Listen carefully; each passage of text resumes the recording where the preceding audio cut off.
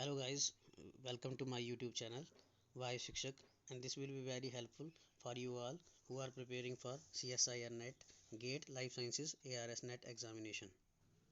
Today we will discuss about how molecular biology techniques are used to find out the post-translational modification from SDR or Western blot results. Let us first discuss about the glycosylation process. Most of the proteins that are synthesized on ribosome associated with the endoplasmic reticulum undergo glycosylation, where the sugar moieties are covalently attached to the polypeptide chain. And the two most common types of the glycosylation in eukaryotes are N-linked glycosylation and O-linked glycosylation. In the figure you can see that there is a protein which is extending from the membrane, and in case of the O-glycosylation the sugar moieties are attached at the specific site or specific amino acid known as asparagine, and in case of the O-linked glycosylation the sugar moiety is attached at specific site or the site at which the serine and the threonine are present. Let us suppose that this protein molecule is of 33 kilodalton size. Now if we add a sugar moiety to this protein, or when the process of glycosylation takes place inside the cell, there must be a increase in the molecular weight of that protein. This increase in the molecular weight of the protein after glycosylation process, we can observe it with the help of the SDS space or the Western blot technique results. In the figure you can see that initially the protein was of the 33 kilodalton molecular weight, and after process of glycosylation at particular amino acid it becomes 45 to 50 kilodalton in size. In the figure I have added an SDS result. In the first lane we have added control, and control is a mixture of different types of the protein fragments of the known molecular weight in kilodaltons. In the second lane we have added unglycosylated form of protein which is approximately 33 kilodalton in size. And in the figure you can see that the band which appeared in the second lane is corresponding to the 33 kilodalton when compared with the control in the first lane. In the third lane we have added the glycosylated form of the protein which is a result of the unglycosylated form of the protein after the glycosylation process, and this protein appears to be 45 to 50 kilodalton when compared with the control in the first lane. Extensive glycosylation increases the molecular weight of the protein, thus slowing the protein movement. As you all know that the smaller fragment of the protein move fast in the gel, while the larger fragment of the protein move slow in the gel. That's why the glycosylated form of the protein, which is larger in size, is moving slower than that of the unglycosylated form, as is clear from the SDS results. Now let us discuss about the phosphorylation. Let us take an example of normal protein which is of 56 kilodalton in size, and after the process of phosphorylation it becomes the protein of 57 kilodalton in size. Phosphorylation of a molecule is the process of attachment of phosphoryl group to a protein. It always results in the 1 kilodalton increase in the molecular weight of a protein, which is often beyond the resolution of standard SDS space. Means the bands appears in the close proximity because there is a only slight increase in the protein molecular weight. Phosphorylation at multiple sites on a protein can lead to the more noticeable molecular weight changes.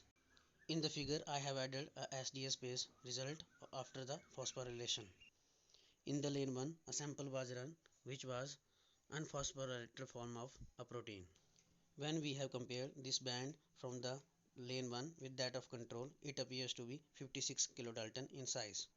In the second lane we have added the phosphorylated form of a protein, which resulted in a slight increase of 1 kilodalton molecular size. It was confirmed when it was compared with that of control. It appears to be 57 kilodalton in molecular weight. And now it is clear that there is a very slight increase in the molecular weight, and due to that two bands appear very close to each other, which is often beyond the resolution of standard SDS space sometimes. Now let us discuss other forms of the post-translational modifications: ubiquitination and ADP ribosylation. Ubiquitination is a process in which ubiquitin, which is a small protein expressed across almost all the tissue types, which covalently binds to the lysine, cysteine, serine, threonine, or directly to the protein N-terminus through an enzymatic reaction. The process of ubiquitination increases the molecular weight of a protein up to 8.6 kilodalton. Hence, ubiquitination increases the molecular weight of the protein. Whenever we will run SDSPase, as we have run in the previous figures, the ubiquitinated protein will move slowly due to their increase in molecular weight of 8.6 kilodalton due to the ubiquitination process. Deubiquitinating enzymes are the enzymes which lowers the molecular weight of the protein by removing the ubiquitin molecule from the protein. On the other hand, ADP ribosylation is the process of addition of one or more ADP ribose moiety to the protein. In the CSIR UGC net, the question appears: you must have the basic knowledge of 2D gel electrophoresis technique. In the first dimension, we run the isoelectric focusing gel, and in the second dimension, we run the SDSPase gel. As you can see in the figure, proteins separate out according to their pi values. The protein which are having the lower pi values are present more towards the bottom side of the gel. Then the protein which are having the larger pi values appears to be at the upper side of the gel.